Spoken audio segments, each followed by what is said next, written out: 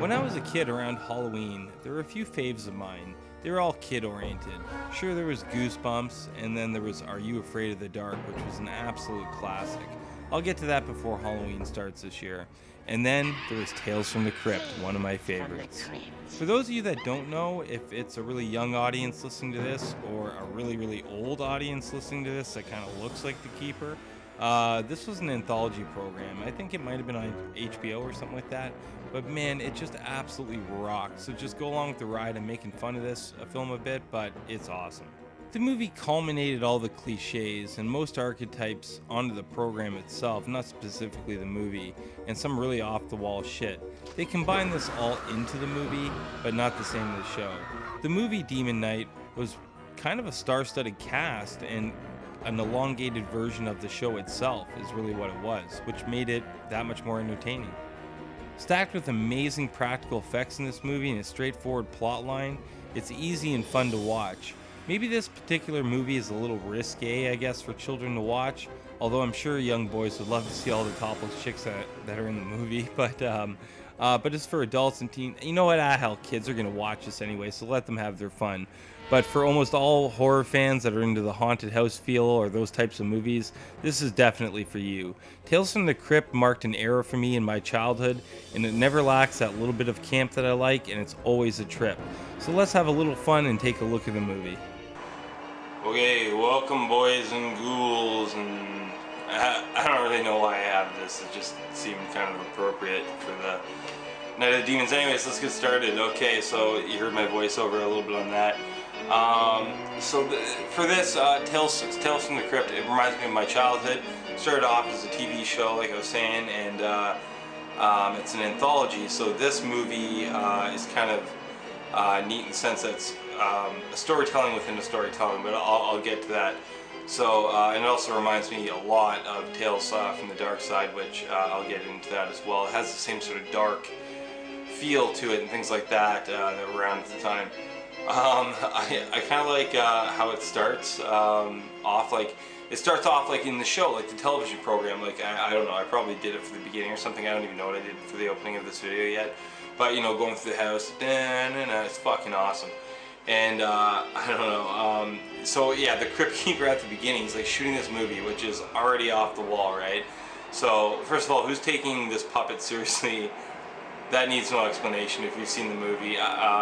If you haven't, because this is one of those movies where not a lot of people have seen it that are a little bit younger, so I don't want to give too much away, although I'm probably going to spoil the crap out of this, so spoiler alert, if you want to see it, don't watch this. But anyway, so he's doing this movie, right? And it's like this weird scene, you're like, is this the movie, is this not the movie? And then she like kills this guy and gets in the bathtub, if you know what I'm talking about. And then, I'm probably showing a clip, and then he like axes her like right in the chest in the bathtub or something like that. And I don't know, man, that's just like, makes you wonder about getting dates on Craigslist and stuff like that, you know, just Craigslist. Okay, so the start of like the actual tale, you got Breaker, who's William Sadler, being chased by Billy Zane, and you know, at this point you don't know who's the good guy, who's the bad guy, what's going on, whatever, just to start. But anyways, you know, Breaker's car breaks down, and then so Zane slams into him, and then boom, like always, without fail, cars explode when they collide, no matter how fast they're going or whatever. I've seen accidents on the highway at top speed, everybody has. I know everybody knows this, but there's never been an explosion like this. And, you know, given the situation, it's definitely like a CAA situation. But I love how the cops show up and they're like, wow, so what was going on here? Like, 2 fucking cars just exploded, man. Like, you know, call paramedics, fire. They're just like, oh, so who were you after? That's interesting. What did he have? Blah, blah, blah. They're so casual about it. It's outstanding. Oh, and by the way, the name of the town is Wormwood, which is, it's just odd. At least they didn't name it like Nilbog or something like that, out of like Troll 2 or something, but, and then, so whatever, the film carries on, so we keep going, so they get to this like rundown hotel, and then, so Breaker gets in there, he's kind of aloof about what he's, not aloof, but he's, you know, keeping them in the dark about why he's there, even though he's there for like a purpose, right? But he's eating like this like pea soup. I think it's pea soup anyways because it's green, but he puts like fucking ketchup on it. And I'm like, that's so disgusting. I know it's like such a little part to nitpick on, but like ketchup on pea soup or something like that. Do you guys do that? Because that's sick, man. If you do that, that's like putting like mustard on a chocolate bar. So so it doesn't take too long for you to figure out that Billy Zane is, I don't know if you know, he's like the demon. I don't know if he's like the devil or whatever. I think he's just a demon and there's some sort of rank because they were discussing that. Whatever. Everybody turns around and just bang punches this guy right. That is KO. And I love how they're all like concerned about it. Like he's dead. He doesn't matter anymore to the movie. Okay, like when a fist goes, you know, you're dead. Like the odds of surviving that are rather slim. I would imagine, right? So he doesn't matter anymore. He's dead. Let it go. You might want to address the demon at hand. I don't know why I wrote down Wormwood twice, but what a weird. So anyways, to Lindsay's point, yeah, when I was watching this, because I hadn't seen it, I just got to adjust the camera a little bit here so it doesn't fall. When she was saying that it's like a star-studded cast, or not like a star-studded cast, but like just people that you're like, oh yeah, I recognize him. I forget the name of the drunk's name, but I recognize him from a lot of movies. He kind of has a resemblance to Crazy Ralph. Maybe I'm the only one that sees that. Billy Zane, William Sadler, Jada Pinkett Smith, was in there too. Oh, she's so gorgeous. Anyways, but they go in. This is kind of prior to the Billy Zane thing, but they go into like the hotel room, and they're like, we don't rent out to strangers. Isn't the whole point of a hotel or a motel renting out to strangers? And everybody in the motel like knows each other and they all hang out. Don't you have homes? Why do you hang out at the hotel or motel? They call it a hotel, I think, but like, what the fuck? It's like this. There's no way anybody would assume that's a hotel or a motel. It's just this house. And like, I guess there might be a little sign. I forget. I probably won't even show graphics. I won't bother. But thank God for finally practical effects. I shouldn't say finally because it was still in that time period where it was still kind of rolling with that. But it's the last movie that I remember that really had through and through. I know they did the eyes thing with whatever, and there was a little bit of CGI and a little bit of computer, but it was fine. But for the most part, like, those are what demons look like. It's so much fun. The punch through the head, the whatever, all those things. I'm probably posting up a whole bunch of shit right now. That shit is fucking awesome, and it would have been totally ruined if it was like, I don't know if you remember the movie Relic, but that stupid looking, I don't know what the hell it's supposed to be, let's just call it Relic. This old thing, that was stupid. All those type of horror movies that are just mimic whatever. Anyways, although there was some practical to mimic, so I'm, just to be fair. But thank goodness for some fucking practical effects, It's so relieving to watch a movie. And it adds to the nostalgia because that's what I was used to. So if you're my age and it was like, Are You Afraid of the Dark? The Outer Limits, some of the reruns and things like that. Man, this is right up your alley. And if you haven't seen it and you're of a younger generation, look for it and find it around Halloween because it's awesome. It's fucking awesome. The great thing about this movie is the practical effects. And I know I go on and on about practical effects all the time. And sure, some CGI was in the movie, like the eyes and whatever. And I'm not going to bitch about that because it was fine. And I don't see what other choice they would have had anyways. It's kind of like one of the last movies to bring things out without using a computer. Certainly there was other practical effects movies that came out afterwards, but just not as compact as this, and it's just not as awesome. It's just fucking awesome is all I have to say. So there was others, but honestly I can't really name any off the top of my head because after that the CGI world just took over. Just getting back again to the motel, hotel, whatever it is, you guys will correct me on this in the comments or whatever. But so Jada, I forget her name in the movie, it doesn't matter, what I'm talking about. She's the main, she turns out to be the main kind of character. I don't want to ruin it too much. I'm ruining it, who cares? But she's like busy with church. She's like, I got stuff to do. What stuff? Who the fuck even shows up to this place? You supply one guy with like a little bit of whiskey, pea soup, and apparently you've got ketchup, so I guess he lucked out for that weird recipe. Everyone's just kind of sitting around like there's nothing to do. I don't know why you're in such a hurry. It's not like, you know, the Ritz or something where it's like, okay, we got X amount of reservations coming. No one's reserving for that fucking place. But one thing, okay, so to get into the motivations of the demon. So, okay, so the demon's going after, like, I don't know if I explained this later in the thing. I read off shit and just kind of make up stuff anyway.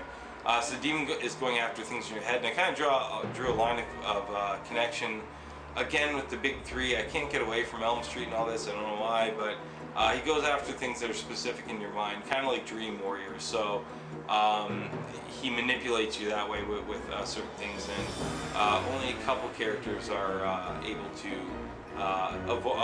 resist the temptation, I guess you could say, of Billy Zane, who's a rather charismatic figure in this. I'll mention that a little bit later. There's one part too where they go back and they're kind of explaining this key that they have that protects them from the demons or whatever that they need. There's like 7 keys. Why is it always 7? It's never like 8 or 4 or 13. Well, 13 happens a lot. It's always 7. 7 seems to be a very go-to number for these. Anyways, they need 7 keys, and this is the last one. Apparently, they said it was scattered around the different planets. So I don't know. They made it. It's almost like War of the Worlds, where like, why would there be a key on Saturn? Or I don't want to go off on a tangent. But anyway, so they get this key. But anyways, they go back in time and they're showing like Jesus and stuff and his blood, and I'm like, fuck, that's a little bit hardcore. And then it gets passed down through generation to generation. But I would figure, you know, Jesus' blood would have been like the hardcore blood, and maybe there's a line of people, but they didn't explain the succession of who should be the Demon Knight. Because like it's Demon Knight, but it's a play on words. It's a K, right? So they're the knight fighting the demons, I guess, or whatever. You know, bad demon, bad demon. Here's the blood that keeps you out of doors and windows. I don't know, and it's effective on some demons, but not on others. Whatever. What the hell else did I write? Oh, Roach. Roach is weird. Did I mention this before? But he's having sex with the hooker, who, by the way, is like the best looking hooker ever, and like in a small town, it makes no sense how, but fine, the best looking hooker ever. And she's like tying up or she puts like car batteries on his nipple, and he's like all into it and stuff. Kind of remind me of Jason X when she's like pinching his nipples. That guy. Is there people out there that actually enjoy this? Okay, first of all, the nipple pinching thing when the guy was wearing a bra in Jason X was. And anyway, so, and then this guy's getting like electricity hooked up, and anyways, and the cop walks in, he's, cause I forget why, but the cop walks in, he's like, you know, hey Roach, whatever, and then he's getting zapped, he's like, oh, you know, but then he walks out, and he's like in the hallway, like nothing happened, like, yeah, I was just getting my nipples zapped, like, what's the disruption, like, you were doing the weirdest friggin' thing, man. I'd kinda, you know, it'd be kind of embarrassing, I would imagine, like, you know, whatever, or maybe it feels pretty good. I don't know. Maybe I'll try. Maybe I'm passing judgment too quick. One thing I'll say is that the name Breaker for William Sadler, that's a pretty awesome name. Like, you know, Breaker. I don't know if that's a common name, but it's an awfully violent, destructive name, but appropriate for the movie, I suppose. I don't know what he breaks. Like, I guess he does break stuff, but it's not good to break stuff because then you got to replace it and. It's just a pain in the ass. I break a lot of things myself. But anyways, but was this Billy Zane's most charismatic character? I wonder, because he's so smooth and he's great in this movie. He was good in Titanic too. Like, I mean, he played a perfect dick. Critters, I mean, whatever. And then he's been like the Phantom. I don't know if anybody remembers the Phantom, but if you remember the Phantom, that was a total flop. But he was really charismatic in this one and great. And I think maybe I've passed judgment on Billy Zane, because looking back on this, just looking at him, I'm just looking at one of the scenes right now, kind of playing in the background just to jog some stuff. And he's really charismatic. He's got the moves, he's got the tone and everything like that. There's one part where the kid, who gives a shit about his name? He's the kid. he doesn't do jack anyways, and I'm pretty sure he gets killed or something, which I'm good. I like when kids get killed. Well, okay, that sounds really bad. Um, I don't like the fact that kids get spared all the time in horror movies. You're in this situation too, okay, bud? Age or death. What's the thing from Interview with the Vampire? Like age has no, or death has no respect for age or some shit. Anyway, so fuck that kid. Anyways, but he's flipping through like a comic book, and like every time it like he flips a comic book, it's like kind of showing what is going on in the movie, which is kind of neat because I have Creep Show on a DVD that has 4 different movies on it that were Stephen King. And in Creep Show, there was one of those, I don't know if it was in part 1 or part 2, but there was this thing where the kid was slipping through the comics and it kind of plays up as like a comic movie. I thought that was a little bit out of place though, because it didn't play up as like a comic sort of setup.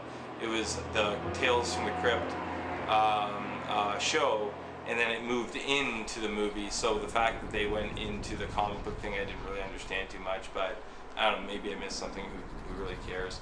And then, you know, Jada starts throwing some moves and stuff like that. I don't know, maybe she was warming up for the Matrix. She kicked some ass there.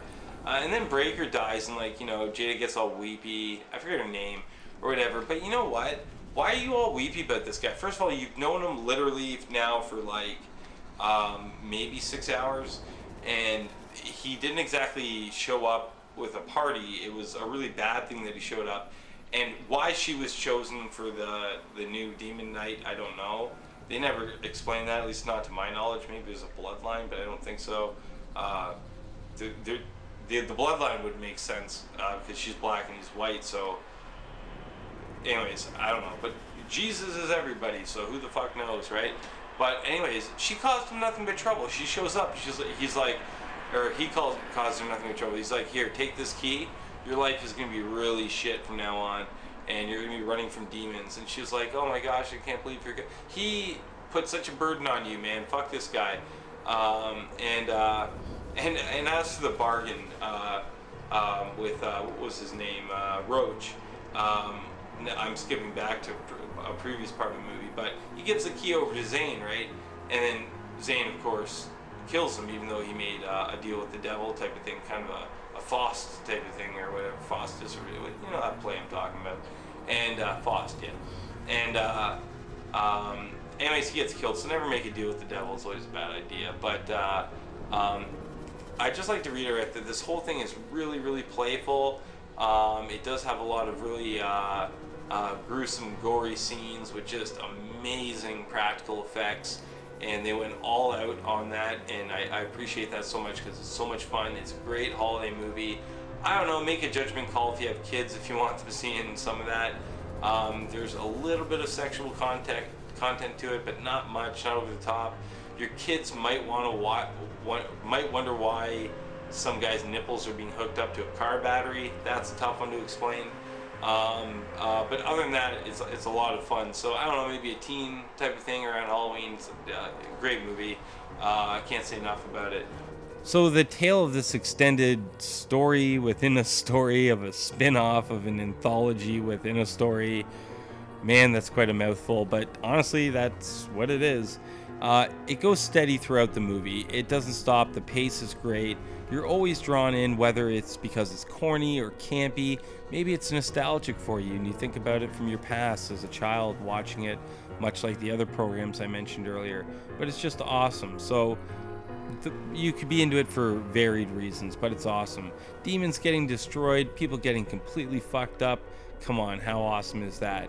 And I know it's often forgotten by a lot of horror fans, maybe some in the younger generation, maybe some from fairly older. But it was very impactful, and Tales from the Crypt is legendary. So it's a really good film. If you haven't seen it, go check it out. It's worth your time.